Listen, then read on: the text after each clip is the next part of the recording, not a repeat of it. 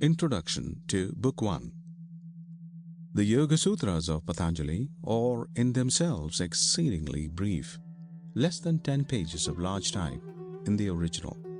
Yet they contain the essence of practical wisdom, set forth in admirable order and detail. The theme, if the present interpreter be right, is the great regeneration, the birth of the spiritual from the psychical man. The same theme which Paul so wisely and eloquently set forth in writing to his disciples in Corinth, the theme of all mystics in all lands. We think of ourselves as living a purely physical life in these material bodies of ours. In reality, we have gone far indeed from pure physical life. For ages, our life has been psychical. We have been centered and immersed in the psychic nature. Some of the schools of India say that the psychic nature is, as it were, a looking glass wherein are mirrored the things seen by the physical eyes and heard by the physical ears. But this is a magic mirror. The images remain and take a certain life of their own. Thus, within the psychic realm of our life, there grows up an imaged world wherein we dwell, a world of the images of things seen and heard, and therefore a world of memories, a world also of hopes and desires, of fears and regrets.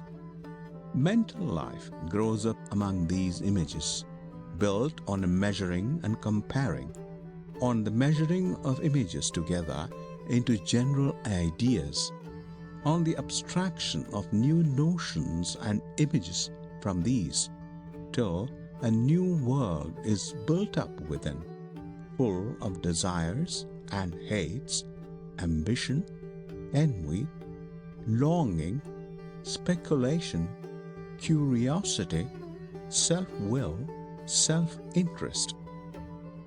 The teaching of the East is that all these are true powers overlaid by false desires, that though in manifestation psychical, they are in a sense spiritual, that the psychical man is the veil and prophecy of the spiritual man.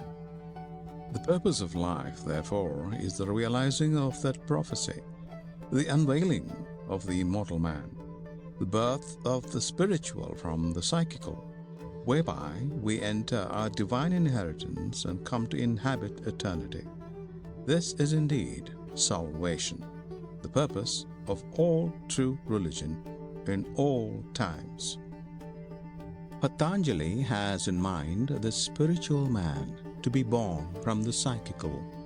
His purpose is to set in order the practical means for the unveiling and regeneration, and to indicate the fruit, the glory, and the power of that new birth.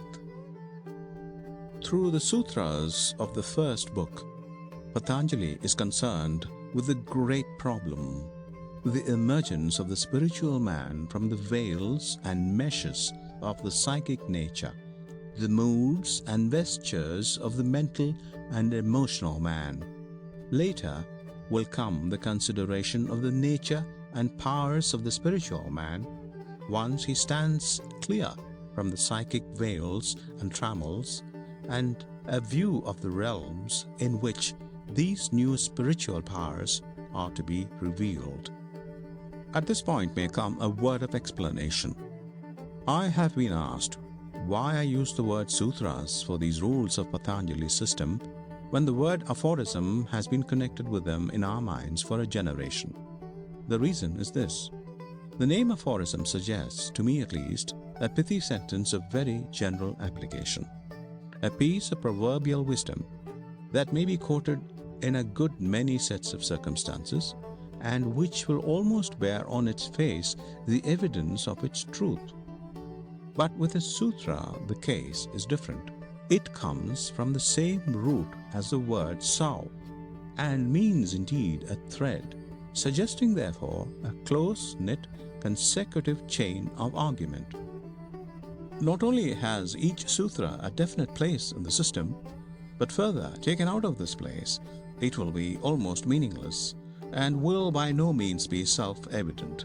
So, I have thought best to adhere to the original word. The sutras of Patanjali are as closely knit together, as dependent on each other, as the propositions of Euclid, and can no more be taken out of their proper setting. In the second part of the first book, the problem of the emergence of the spiritual man is further dealt with. We are led to the consideration of the barriers to his emergence, of the overcoming of the barriers, and of certain steps and stages in the ascent from the ordinary consciousness of practical life to the finer, deeper, radiant consciousness of the spiritual man. Book 1. Om. Here follows instructions in union. Union here, as always in the scriptures of India, means union of the individual soul with the oversoul, of the personal consciousness with the divine. Consciousness whereby the mortal becomes immortal and enters the eternal. Therefore, salvation is, first, freedom from sin and the sorrow which comes from sin, and then a divine and eternal well-being, wherein the soul partakes of the being, the wisdom and glory of God. 2. Union, spiritual consciousness, is gained through control of the versatile psychic nature. The goal is the full consciousness of the spiritual man, illuminated by the divine light. Nothing except the obdurate resistance of the psychic nature keeps us back from the goal. The psychical powers or spiritual powers run wild, perverted, drawn from their proper channel. Therefore, our first task is to regain control of this perverted nature, to chasten, purify, and restore the misplaced powers. 3. Then the seer comes to consciousness in his proper nature. Egotism is but the perversion of spiritual being. Ambition is the inversion of spiritual power. Passion is the distortion of love. The mortal is the limitation of the immortal. When these false images give place to true, then the spiritual man stands forth luminous as the sun when the clouds disperse. 4. Heretofore, the seer has been enmeshed in the activities of the psychic nature. The power and life which are the heritage of the spiritual man have been caught and enmeshed in psychical activities. Instead of pure being in the divine, there has been fretful, combative egotism, its hand against every man. Instead of the light of pure vision, there have been restless senses and imaginings. Instead of spiritual joy, the undivided joy of pure being, there has been self-indulgence of body and mind. These are real forces, but distorted from their true nature and goal. They must be extricated, like gems from the matrix, like the pitch from the reed, steadily, without destructive violence. Spiritual powers are to be drawn forth from the psychic meshes. 5. The psychic activities are 5. They are either subject to or not subject to 5 hindrances. The psychic nature is built up through the image-making power, the power which lies behind and dwells in mind pictures. These pictures do not remain quiescent in the mind. They are kinetic, restless, stimulating to new acts. Thus, the mind image of an indulgence suggests and invites a new indulgence. The picture of past joy is framed in regrets or hopes, and there is the ceaseless play of the desire to know, to penetrate to the essence of things, to classify. This too busies itself ceaselessly with the mind images, so that we may classify the activities of the psychic nature thus. 6. These activities are sound intellection, unsound intellection, predication, sleep, memory. We have here a list of mental and emotional powers, of powers that picture and observe, and of powers that picture and feel. But the power to know and feel is spiritual and immortal. What is needed is not to destroy it, but to raise it from the psychical to the spiritual realm. 7. The elements of sound intellection are direct observation, inductive reason, and trustworthy testimony. Each of these is a spiritual power, thinly veiled. Direct observation is the outmost form of the soul's pure vision. Inductive reason rests on the great principles of continuity and correspondence, and these on the supreme truth that all life is of the One. Trustworthy testimony, the sharing of one soul in the wisdom of another, rests on the ultimate oneness of all souls. 8. Unsound intellection is false understanding, not resting on a perception of the true nature of things. When the object is not truly perceived, when the observation is inaccurate and faulty, thought or reasoning based on that mistaken perception is of necessity false and unsound.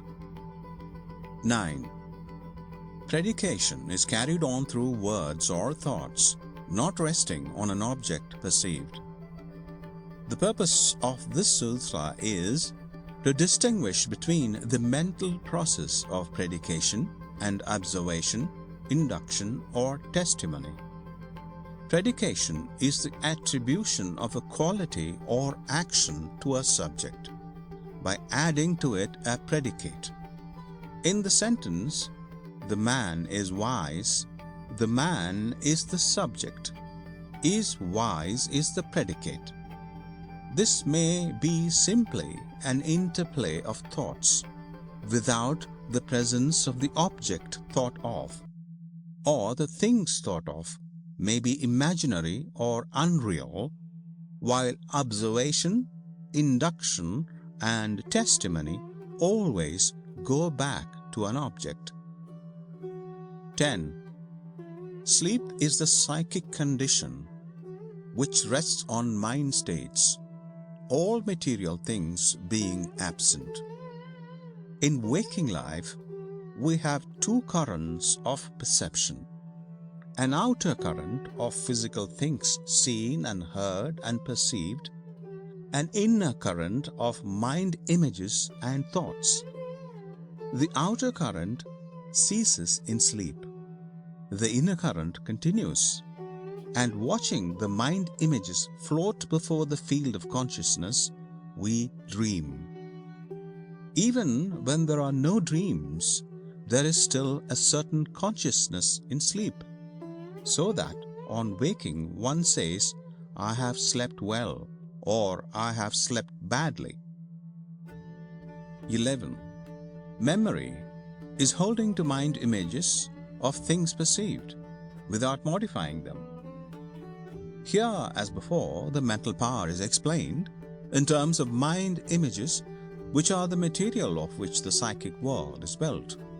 Therefore, the sages teach that the world of our perception, which is indeed a world of mind images, is but the wraith or shadow of the real and everlasting world.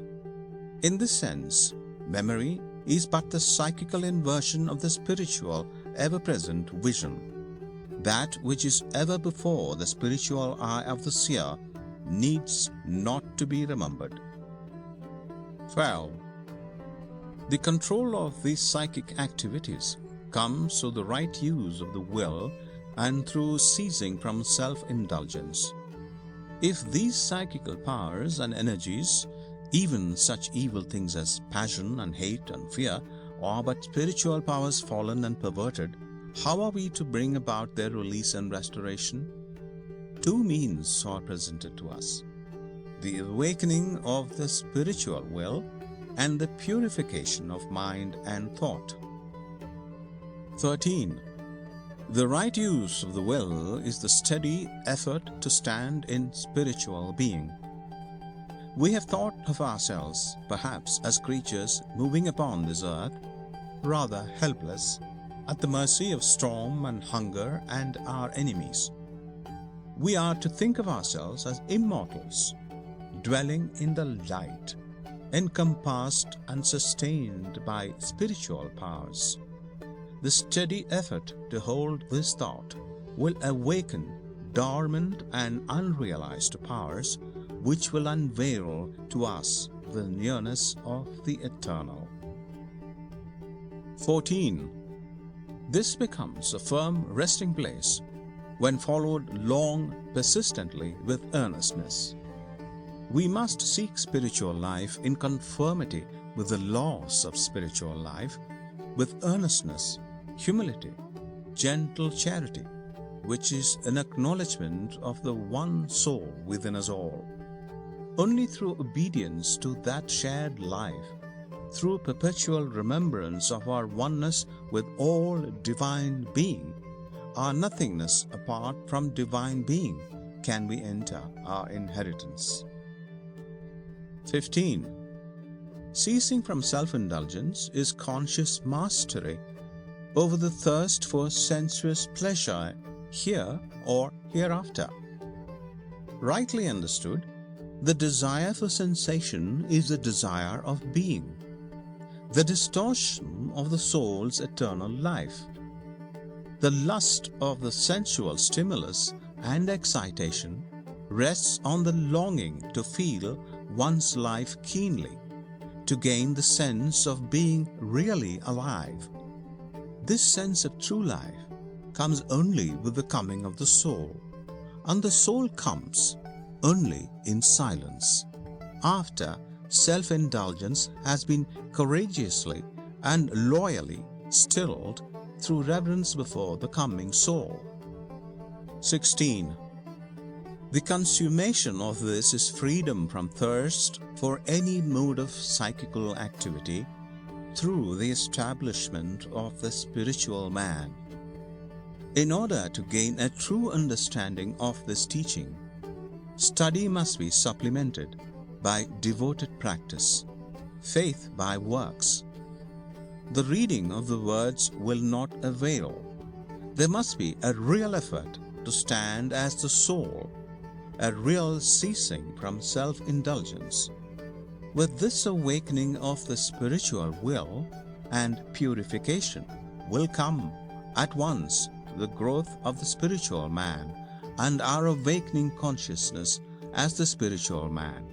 And this, attained in even a small degree, will help us notably in our contest.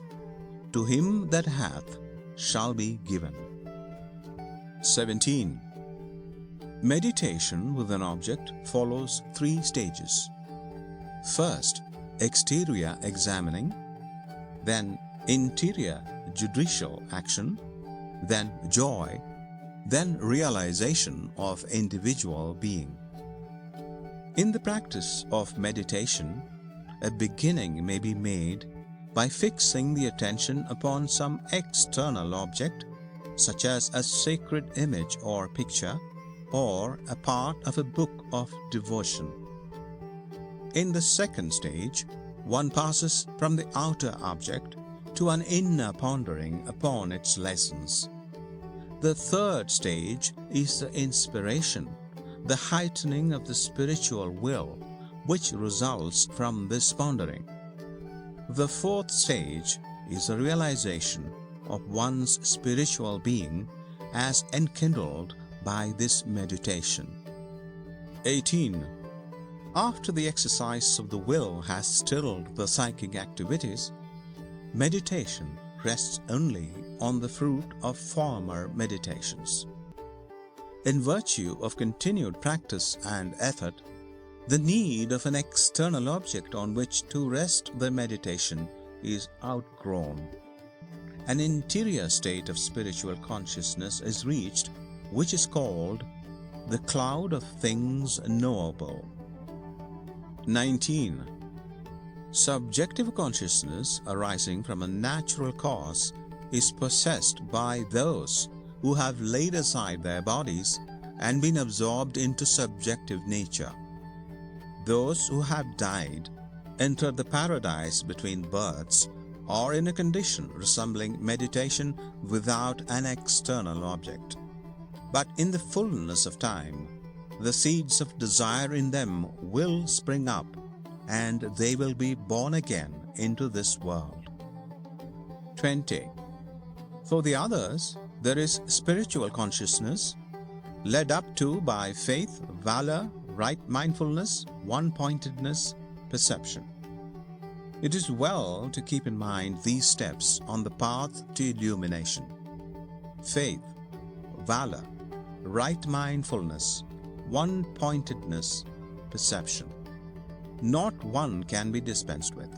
All must be one. First, faith, and then from faith, valor. From valor, right mindfulness. From right mindfulness, a one-pointed aspiration toward the soul.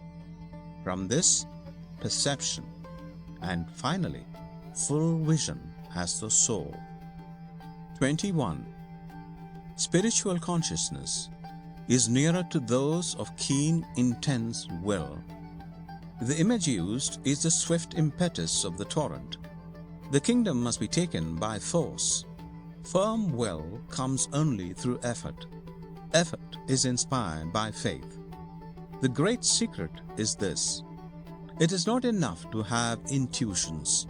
We must act on them. We must live them. 22.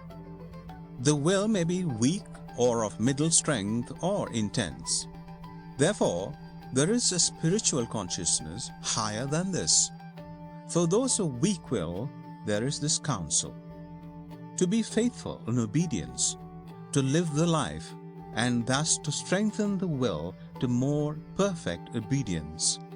The will is not ours, but God's, and we come into it only through obedience.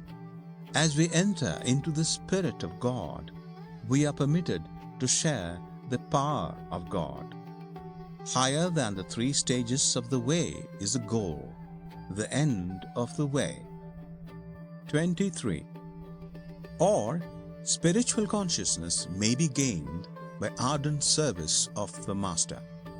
If we think of our lives as tasks laid on us by the Master of life, if we look on all duties as part of that Master's work entrusted to us and forming our life work, then if we obey promptly, loyally, sincerely, we shall enter by degrees into the Master's life and share the Master's power.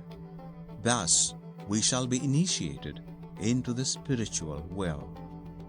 24. The Master is the spiritual man who is free from hindrances, bondage to works, and the fruition and the seed of works. The soul of the Master, the Lord, is the same nature as the soul in us, but we still bear the burden of many evils. We are in bondage through our former works. We are under the dominance of sorrow. The soul of the Master is free from sin and servitude and sorrow. 25. In the Master is the perfect seed of omniscience. The soul of the Master is in a sense one with the Oversoul, and therefore partaker of the Oversoul's all wisdom and all power. All spiritual attainment rests on this and is possible because the soul and the Oversoul are one. 26. He is a teacher of all who have gone before, since he is not limited by time. From the beginning, the Oversoul has been the teacher of all souls, which by their entrance into the Oversoul, by realizing their oneness with the Oversoul, have inherited the kingdom of the light. For the Oversoul is before time, and time, father of all else, is one of his children. 27. His word is Om. Om, the symbol of the three in one, the three worlds in the soul, the three times, past, present, future, in eternity, the three divine powers, creation, preservation, transformation in the one being, the three essences, immortality, omniscience, joy in the one spirit. This is the word, the symbol of the Master and Lord, the perfected spiritual man. 28. Let there be soundless repetition of Om and meditation thereon. This has many meanings in ascending degrees. There is first the potency of the word itself, as of all words. Then there is the manifold significance of the symbol as suggested above. Lastly, there is the spiritual realization of the high essences thus symbolized. Thus, we rise step by step to the eternal. 29. Thence come the awakening of interior consciousness and the removal of barriers. Here again, faith must be supplemented by works. The life must be led as well as studied before the full meaning can be understood. The awakening of spiritual consciousness can only be understood in measure as it is entered. It can only be entered where the conditions are present: purity of heart and strong aspiration, and the resolute conquest of each sin. This, however, may easily be understood, that the recognition of the three worlds as resting in the soul leads us to realize ourselves and all life as of the soul, that as we dwell not in past, present or future, but in the eternal, we become more at one with the eternal, that as we view all organization, preservation, mutation as a work of the Divine One, we shall come more into harmony with the One, and thus remove the barriers in our path toward the light. In the second part of the first book, the problem of the emergence of the spiritual man is further dealt with. We are led to the consideration of the barriers to his emergence, of the overcoming of the barriers, and of certain steps and stages in the ascent from the ordinary consciousness of practical life to the finer, deeper, radiant consciousness of the spiritual man. 30. The barriers to interior consciousness, which drive the psychic nature this way and that, are these: sickness, inertia, doubt, light-mindedness, laziness, intemperance, false notions, inability to reach a stage of meditation or to hold it when reached. We must remember that we are considering the spiritual man as enwrapped and enmeshed by the psychic nature, the emotional and mental powers, and as unable to come to clear consciousness unable to understand and see clearly because of the psychic veils of the personality. 9 of these are enumerated, and they go pretty thoroughly into the brute toughness of the psychic nature. Sickness is included rather for its effect on the emotions and mind, since bodily infirmity, such as blindness or deafness, is no insuperable barrier to spiritual life and may sometimes be a help as cutting off distractions. It will be well for us to ponder over each of these 9 activities, thinking of each as a psychic state, a barrier to the interior consciousness of the spiritual man. 31. Grieving, despondency, bodily restlessness, the drawing in and sending forth of the life breath also contribute to drive the psychic nature to and fro. The first 2 moods are easily understood. We can see how a sodden psychic condition, flagrantly opposed to the pure and positive joy of spiritual life, would be a barrier. The next, bodily restlessness, is in a special way the fault of our day and generation. When it is conquered, mental restlessness will be half conquered too. The next 2 terms concerning the life breath offer some difficulty. The surface meaning is harsh and irregular breathing. The deeper meaning is a life of harsh and irregular impulses. 32. Steady application to a principle is the way to put a stop to these. The will, which in its pristine state was full of vigor, has been steadily corrupted by self-indulgence, the seeking of moods and sensations for sensation's sake. Hence come all the morbid and sickly moods of the mind. The remedy is a return to the pristine state of the will by vigorous, positive effort, or, as we are here told, by steady application to a principle. The principle to which we should thus steadily apply ourselves should be one arising from the reality of spiritual life, valorous work for the soul, in others as in ourselves. 33. By sympathy with the happy, compassion for the sorrowful, delight in the holy, disregard of the unholy, the psychic nature moves to gracious peace. When we are wrapped in ourselves, shrouded with the cloak of our egotism, absorbed in our pains and bitter thoughts, we are not willing to disturb or strain our own sickly mood by giving kindly sympathy to the happy, thus doubling their joy, or by showing compassion for the sad, thus halving their sorrow. We refuse to find delight in holy things and let the mind brood in sad pessimism on unholy things. All these evil psychic moods must be conquered by strong effort of the will. This rendering of the veils will reveal to us something of the grace and peace which are the interior consciousness of the spiritual man. 34.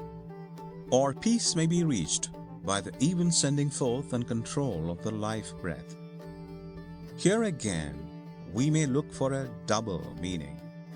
First, that even and quiet breathing, which is a part of the victory over bodily restlessness, then the even and quiet tenor of life without harsh or dissonant impulses, which brings stillness to the heart. 35.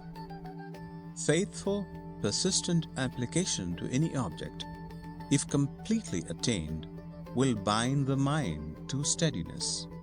We are still considering how to overcome the wavering and perturbation of the psychic nature, which make it quite unfit to transmit the inward consciousness and stillness.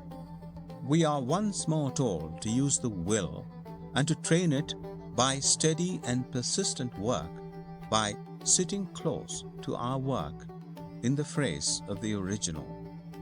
36. As also will a joyful, radiant spirit. There is no such illusion as gloomy pessimism. And it has been truly said that a man's cheerfulness is the measure of his faith. Gloom, despondency, the pale cast of thought are very amenable to the will. Sturdy and courageous effort will bring a clear and valorous mind. But it must always be remembered that this is not for solace to the personal man, but is rather an offering to the ideal of spiritual life, a contribution to the universal and universally shared treasure in heaven. 37. Or the purging of self-indulgence from the psychic nature.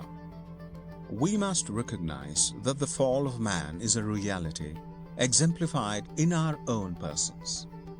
We have quite other sins than the animals, and far more deleterious, and they have all come through self-indulgence with which our psychic natures are soaked through and through.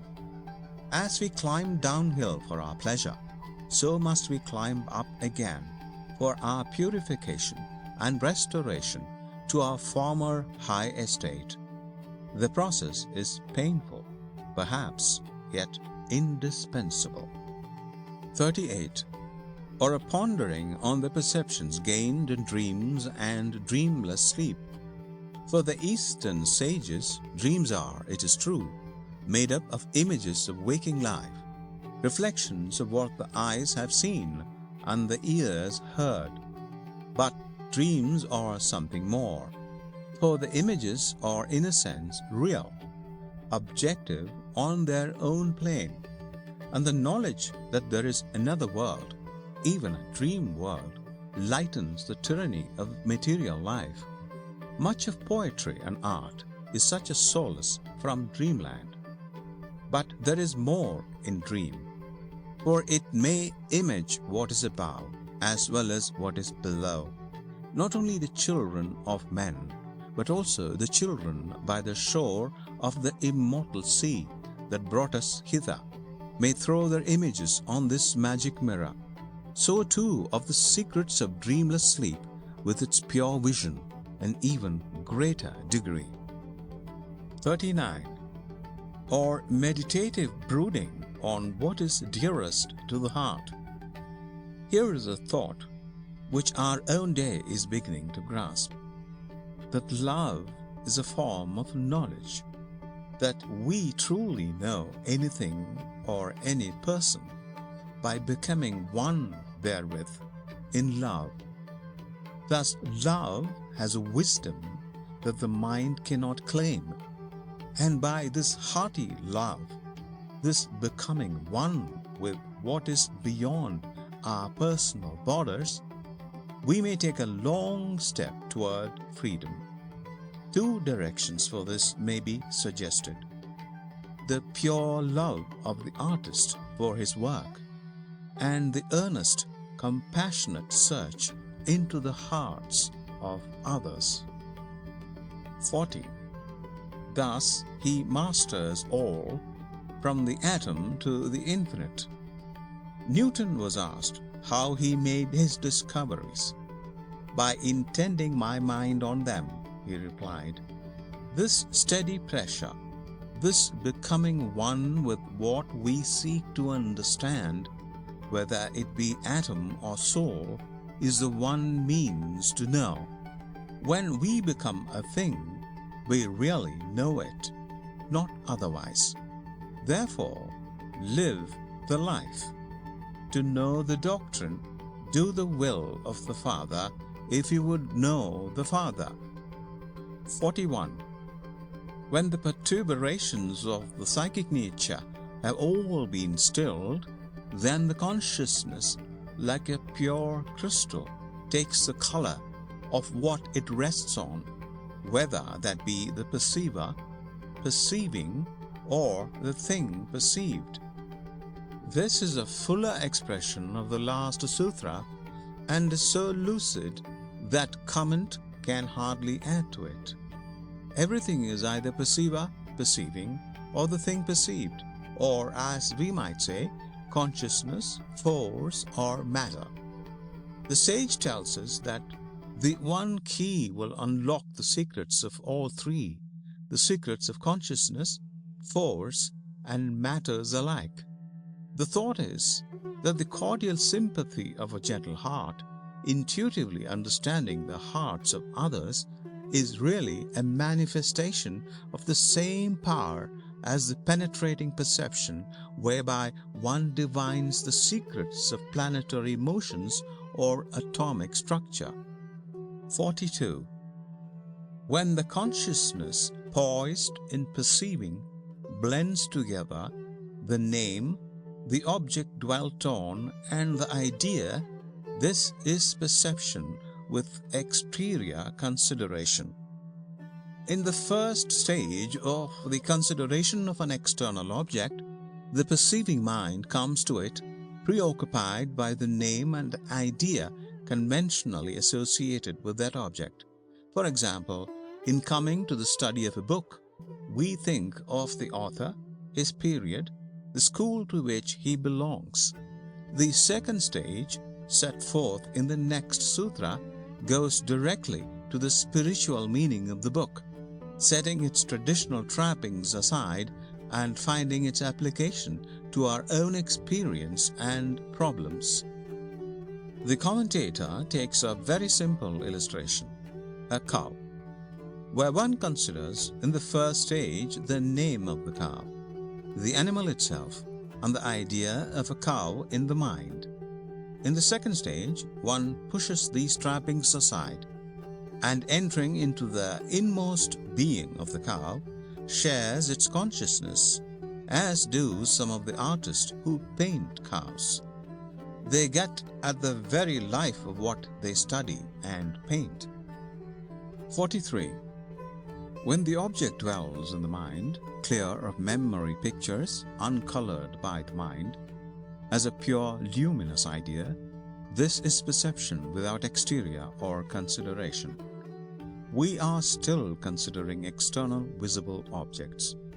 Such perceptions, as is here described, is of the nature of the penetrating vision, whereby Newton, intending his mind on things, made his discoveries, or whereby a really great portrait painter pierces to the soul of him whom he paints and makes that soul live on canvas. These stages of perception are described in this way to lead the mind up to an understanding of the piercing soul vision of the spiritual man, the immortal. 44. The same two steps, when referring to things of finer substance, are said to be with or without judicial action of the mind. We now come to mental or psychical objects, to images in the mind. It is precisely by comparing, arranging, and superimposing these mind images that we get our general notions or concepts.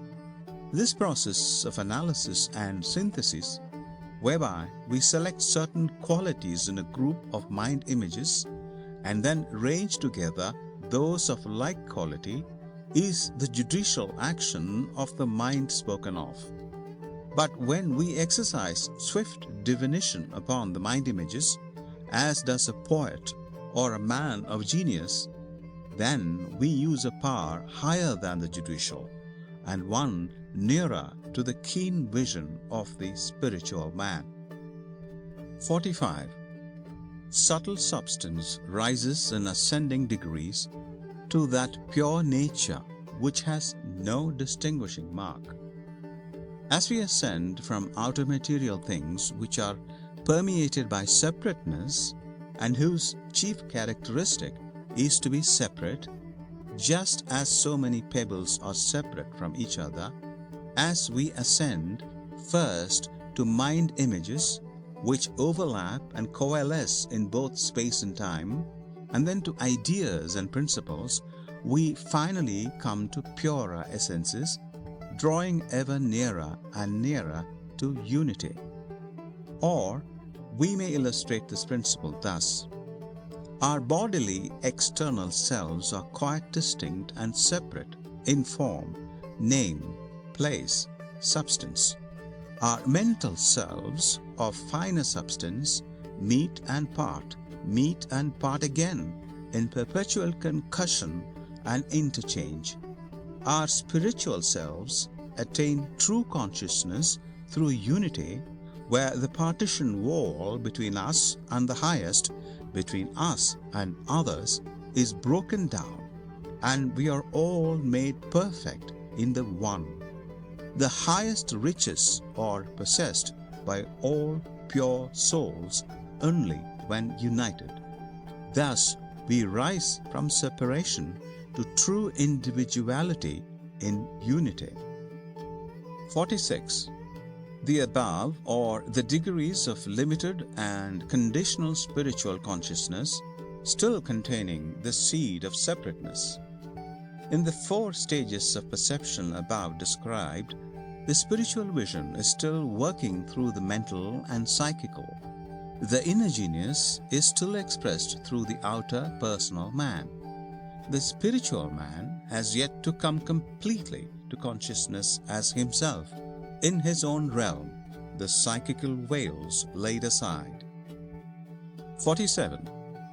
When pure perception without judicial action of the mind is reached, there follows the gracious peace of the inner self.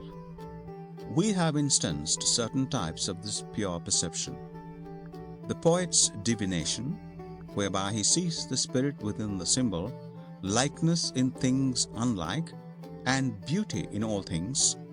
The pure insight of the true philosopher, whose vision rests not on the appearance of life, but on its realities. Or the saint's firm perception of spiritual life and being. All these are far advanced on the way. They have drawn near to the secret dwelling of peace. 48. In that peace, perception is unfailingly true. The poet, the wise philosopher, and the saint not only reach a wide and luminous consciousness, but they gain certain knowledge of substantial reality. When we know that we know. For we have come to the stage where we know things by being them, and nothing can be more true than being. We rest on the rock and know it to be rock, rooted in the very heart of the world. 49. The object of this perception is other than what is learned from the sacred books or by sound inference, since this perception is particular. The distinction is a luminous and inspiring one. The scriptures teach general truths concerning universal spiritual life and broad laws, and inference from their teaching is not less general. But the spiritual perception of the awakened seer brings particular truth concerning his own particular life and needs, whether these be for himself or others. He receives defined, precise knowledge, exactly applying to what he has at heart. 50. The impress on the consciousness springing from this perception supersedes all previous impressions. Each state or field of the mind, each field of knowledge, so to speak, which is reached by mental and emotional energies, is a physical state, just as the mind picture of a stage with the actors on it is a physical state or field. When the pure vision, as of the poet, the philosopher, the saint, fills the whole field, all lesser views and visions are crowded out. This high consciousness displaces all lesser consciousness. Yet, in a certain sense, that which is viewed as part, even by the vision of a sage, has still an element of illusion.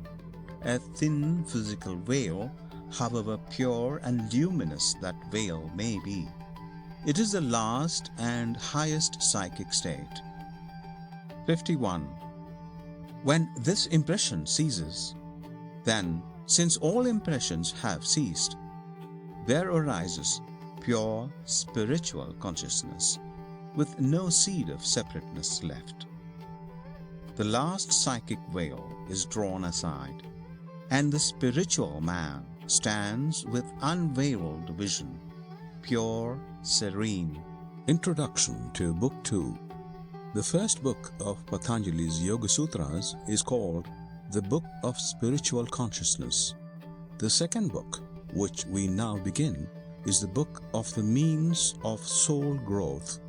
And we must remember that soul growth here means the growth of the realization of the spiritual man, or, to put the matter more briefly, the growth of the spiritual man and the disentangling of the spiritual man from the wrappings, the veils, the disguises laid upon him by the mind and the psychical nature, wherein he is enmeshed like a bird caught in a net.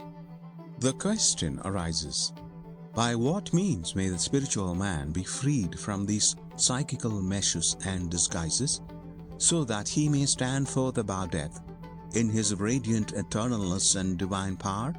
And the second book sets itself to answer this very question, and to detail the means in a way entirely practical and very lucid, so that he who runs may read, and he who reads may understand and practice.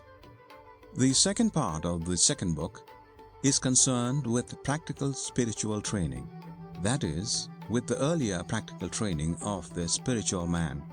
The most striking thing in it is the emphasis laid on the commandments, which are precisely those of the later part of the Decalogue, together with obedience to the Master. Our day and generation is far too prone to fancy that there can be mystical life and growth on some other foundation. On the foundation, for example, of intellectual curiosity or psychical selfishness. In reality, on this later foundation, the life of the spiritual man can never be built, nor indeed anything but a psychic counterfeit, a dangerous delusion. Therefore, Patanjali, like every great spiritual teacher, meets the question, what must I do to be saved? With the age-old answer, keep the commandments. Only after the disciple can say, these have I kept, can there be the further and finer teaching of the spiritual rules. It is therefore vital for us to realize that the yoga system, like every true system of spiritual teaching, rests on this broad and firm foundation of honesty, truth, cleanliness, obedience. Without these, there is no salvation, and he who practices these, even though ignorant of spiritual things, is laying up treasure against the time to come.